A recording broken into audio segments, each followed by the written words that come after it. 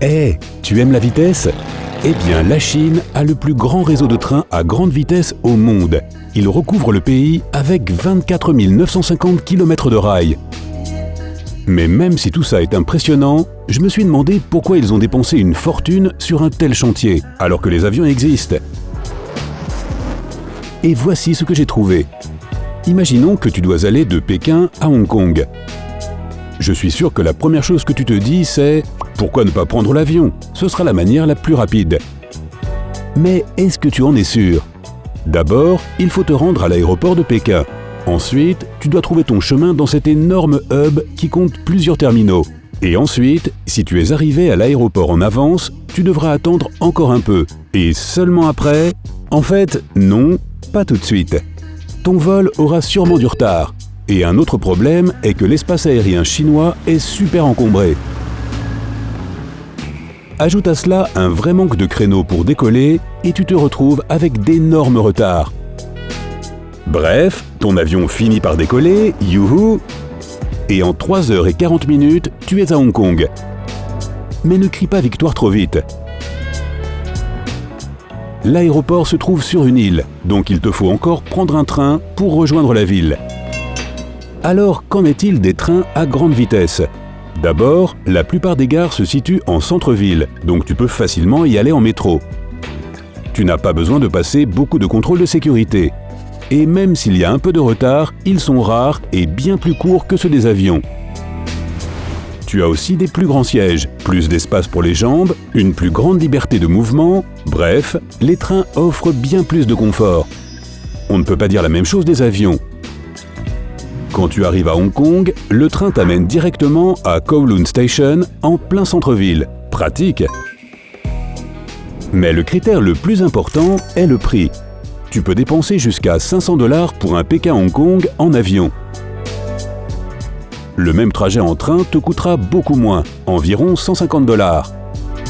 Quant à la durée de transport, elle est 5 heures plus longue, c'est vrai. Mais rappelle-toi bien que les 3h40 qui relient Pékin à Hong Kong en avion ne comptent que la durée du vol. Si tu ajoutes les retards, les contrôles de sécurité, les liaisons pour aller et partir de l'aéroport, bref, tu as compris.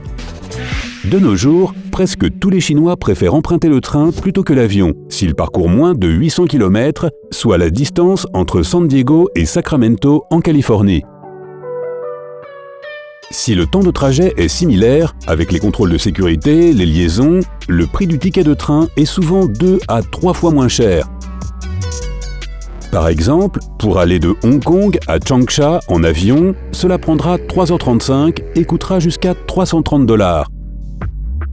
Mais si tu prends le train, tu économiseras à la fois du temps et de l'argent. Le voyage te prendra 3h12 et te coûtera jusqu'à 76 $. C'est pour cela que les compagnies aériennes doivent réduire leur offre face au train. Par exemple, alors qu'une ligne ferroviaire a été ouverte entre Chengdu et Xi'an, les compagnies aériennes qui effectuaient cette liaison ont réduit le nombre de vols quotidiens de plusieurs douzaines à 2 ou 3 vols par jour. Donc visiblement, voyager en avion en Chine n'est pas la manière la plus pratique ni la moins chère de se déplacer. Mais quels sont les autres avantages à construire un si grand réseau ferroviaire? D'abord, les coûts de construction en Chine sont bien plus bas que dans le reste du monde. La plupart des pays européens doivent dépenser entre 15 et 23 millions de $ pour construire 1,5 km de rails. Aux États-Unis, le coût est même plus élevé, environ 33 millions de $ pour la même distance. À côté de ça, la Chine dépense seulement 10 à 12 millions de $. Cela explique pourquoi la Chine a plus de lignes ferroviaires que tout le reste du monde. Mais comment est-ce que la Chine fait pour payer si peu? Eh bien, les salaires chinois sont bien plus faibles qu'en Occident, donc les ouvriers coûtent moins d'argent. De plus, les rails sont construits avec des matériaux de la région, ce qui à la fois économise de l'argent et supporte l'économie locale. Mais le plus important, c'est que les pièces des rails sont toutes standardisées. Les maîtres de chantier n'ont qu'à appuyer sur copier-coller pour fabriquer la pièce manquante du pont. Tu l'as compris, cela diminue les coûts. En plus, les lignes ferroviaires chinoises comptent beaucoup de viaducs. Même s'ils sont coûteux, ils épargnent les champs et permettent aux trains de passer au-dessus des rivières. En plus, il y a une astuce qui permet de diminuer encore les coûts de production. Et oui, encore le truc de la standardisation. Tu ne verras sûrement pas beaucoup de types de viaducs différents. En plus, il n'y a que 2 choix de longueur disponibles, 24 mètres ou 32 mètres. Toutes les parties du viaduc sont fabriquées dans des usines temporaires situées à côté de la future ligne ferroviaire, donc pas besoin de les transporter sur des distances supérieures à 8 km.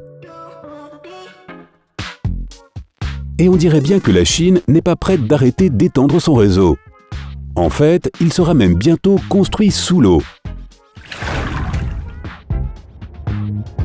La construction d'une ligne à grande vitesse de 77 km entre Zhoushan, une ville-île proche de la côte est chinoise, et Ningbo, une ville portuaire au sud de Shanghai, devrait bientôt commencer. La liaison inclura un tunnel de 16 km sous l'eau, ce qui serait la première ligne à grande vitesse à passer sous l'eau en Chine. Cela réduit aussi le temps de trajet entre les deux villes de 4h30 en bus ou 2h30 en voiture. On passera à un trajet de 1h20 en train. La vitesse du train atteindrait 250 km/h, ce qui est inférieur à certains autres trains, mais tout de même. Et ce n'est pas tout. La Chine a d'autres projets en tête. Elle veut bâtir un réseau ferroviaire qui connecterait plus de 80% des villes qui comptent plus d'1 million d'habitants. Ce réseau pourrait atteindre 30 000 km. Pour comparer, la circonférence de la Terre est de 40 075 km. Et pour finir, la Chine n'a pas seulement le plus grand réseau de lignes à grande vitesse du monde, elle a aussi le train le plus rapide.